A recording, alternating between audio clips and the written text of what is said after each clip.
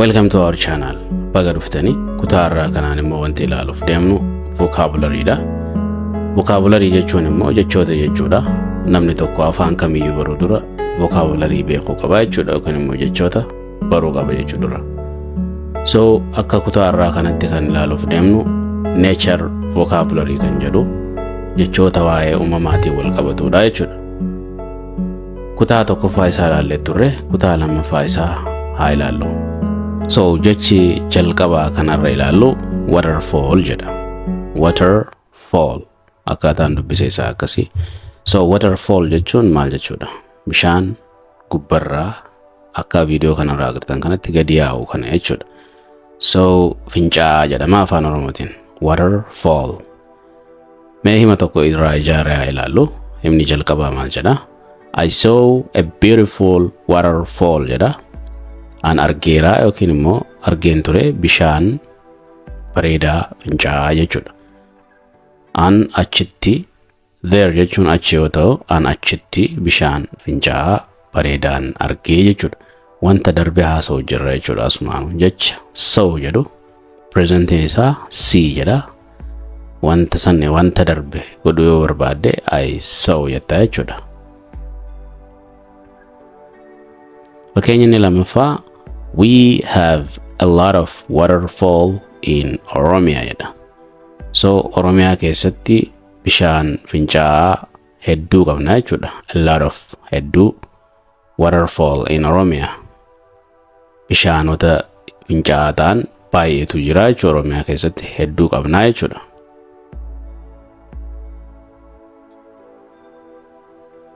Inni itti aanu wave jedha. Wave jennee dubbifna. Wave jechuun immoo maal jechuudha laata? Wave jechuun qilleensa yookiin dambalii bahara yookiin immoo garboota irra jiranii jechuudha. Dambalii garba adda addaa yookiin immoo galaana adda addaa irratti argamtu wave jennaanii jechuudha. Akkuma asirra mul'atu kana jechuudha. Isa kanas fakkeenya muraasa irraa ijaarree haa ilaallu. Fakkeenya jalqabaa they were playing in the wave at the beach.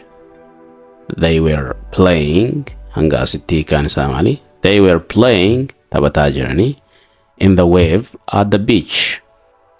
So hiikaan isaa maali? Isaan xarafa yookiin immoo iddoo bahara fuullee jirtutti yookiin garba fuullee iddoo jirtutti taphachaa turanii jechuudha. Wanti kunis wanta darbe agarsiisa. They were playing taphachaa turan. Eenyu? They jechuun isaan. In the wave maal keessatti taphachaa turanii? Dambalii. At the beach. Dambalii naannoo baharaa jirtu keessatti taphachaa turan. Fakkeenyi lammaffaa the man who is waving to me is my uncle. Asirratti wave kan jedhu yookiin immoo waving kan jettuun hiika isa amma laalle kanan qabaatu. Waving kuni dambalii jenneeni. So asirratti waving kun maal ta'uu deema? Harka sochoosuu jechuudha. Namni tokko fagoorraa si dubbisuudhaaf harka bitaa mirga yeroo godhu sitti achi qabee waving jedhama jechuudha. Harka sochoosuu jechuudha. Si dubbisuudhaaf halaalarraa namni harka sochoosuun sun maal jedhama? Wave jedhama jechuudha. So the man who is waving, namichi harka isaa sochoosaa jiru sun to me anaaf is my uncle. Abbeeraa kootii yookiin immoo eessuma kootii jechuu dandeessa jechuudha. Okay? Akkuma agartan kana namichi harka isaa babbanaa jiru yookiin immoo sochoosaa jiru adeera yookiin immoo eessuma kiyyaa jechuudha. Asirratti Ingiliffaadhaan eessumnis tahee okay, asirratti jechi uncle jedhu kun Ingiliffaadhaan eessumas ta'uu danda'a, abbeeraas ta'uu danda'a yookiin immoo adeera ta'uu danda'a. Garuu yeroo takkatti adda baasuu ni dandeenya jechuudha. Akkam jennee eessuma jechuu barbaanne jechuudha. Obboleessa haadhaa yoo ta'e maternal uncle jennaani. Obboleessa abbaa yoo ta'e immoo adeera jechuudha. Paternal uncle jennee adda baasnaa jechuudha. Okay? Inni itti aanu clouds jedha. clouds. Cloud jechuun maal jechuudha? Cloudin duumessa.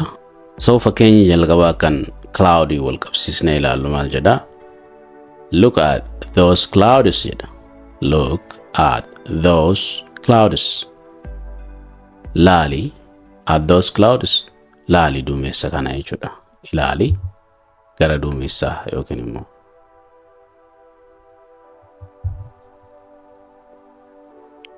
fakkeenyi itti aanu the clouds are getting darker.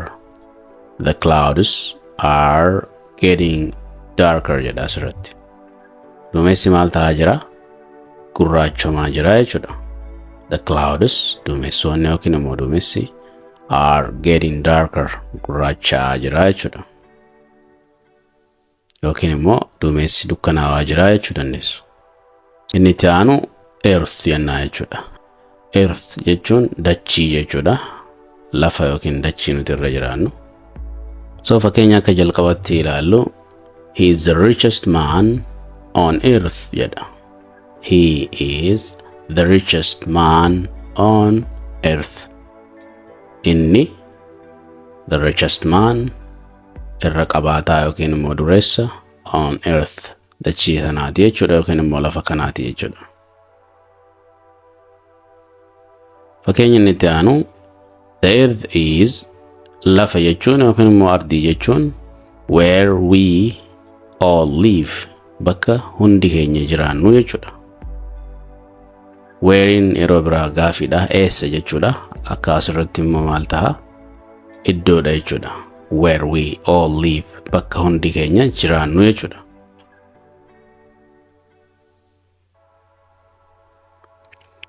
Fakkeenya itti aanuun pollution is damaging our earth. Pollution is damaging our earth. Asirratti pollution jechuun faalama qilleensaati. Faalamni qilleensaa damaging miidhaa jira our earth. Lafa keenya yookiin immoo dachee keenya jechuudha. Kun immoo maal jedha? You cannot hide from me as long as you are on the face of the earth jedha. Suuta yeroo jennu you cannot hide from me as long as you are on the face of the earth. Kana jechuun maal jechuudha? You cannot hide jechuun dhukachuu hin dandeessu jechuudha. You cannot hide jechuun maal jenne? Dhukachuu hin dandeettu from me anarraa as long as you are on the face of the earth. As long as jechuun immoo hamma jirtutti fakkeenyaaf as long as you are on the face of the earth hamma fuula lafaa kanarra jirtutti jechuudha. The face of the earth maali? Fuula lafaati. Face jechuun fuula. So the face of the earth hogennu fuula lafaa kanarra. Walumaa galatti kan isaa maal jedha? Waan fuula lafaa kanarra jirtuun bakka takkatti na duraa dhukachuu hin dandeessu kan jedhudha jechuudha. So namoonni kan akkana waliin jedhan wal sodaachisuudhaaf jechuudha. Jechi vocabulariin keenya kanarraa inni itti aanu maal jedha? Flood jedha. Asirratti dogoggoraan namni maal jedhee dubbisa? Baay'inaani flood jedha.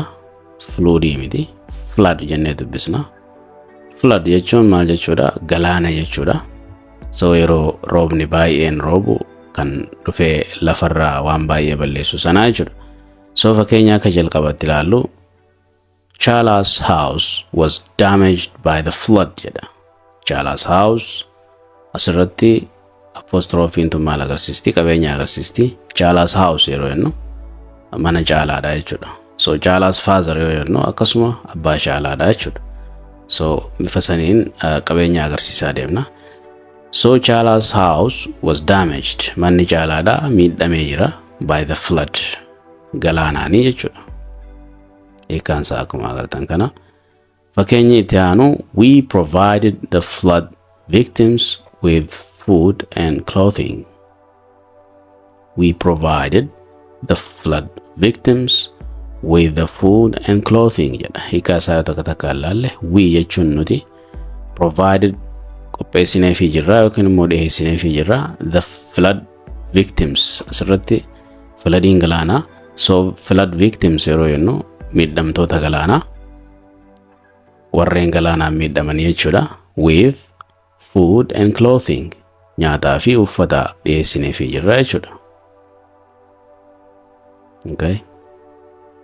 The streets are flooded yeroo jennu asirratti street jechuun karaadha. Streets jennee SC tana yeroo itti daballu karaalee jechuudha. Karaa baay'ee agarsiisa. So the streets karaaleen are flooded galaanaan dhiqamaniiru jechuudha. Asirratti himni kun hima dheeraadha. So hima dheeraa ta'uun faayidaan nuti irraa argannu maali? As keessa readingii baraa deemnaa jechuudha. Waliin dubbisaa yoo deemne jechoota akka itti dubbifamu bifa kanaan suutaan baraa deemnaa jechuudha. Asirratti maal jedha? The flood is one of the natural disaster that can displace hundreds of people every year jedha. Tokko tokkoon waliin hiikaa wajjii olaalaa deemnu. Flood is jedha galaanni one of the natural disaster, wantoota uumamaan yookiin immoo uumaan waggaadhaan balleessaa deemtu kan uumamaa ta'ee jechuudha. Badii uumamni qaqqabsiisu keessaa isa tokko jedha. Disaster jechuun balaa jechuudha. Balaa uumamaa jechuudha. Natural disaster. So one of the natural disaster idha jechuudha flooding. Warreen wantoota akka sochii yookiin kirkira lafaa keessaa wantoota akka galaanni kee namoota fixuudha jechuudha. San keessaa galaanni natural disasterii keessaa isa tokko jechuu jira. That can displace jedha.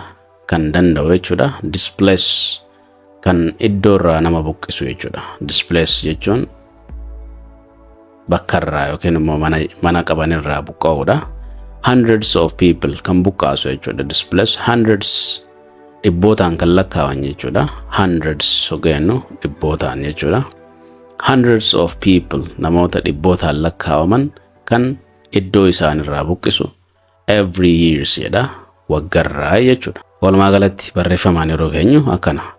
Galaanni balaa uumamaa keessaa tokko kan ta'ee fi namoota dhibbaatamaan lakkaawaman iddoo jireenya isaanirraa kan buqqisuu danda'uudha jechuudha.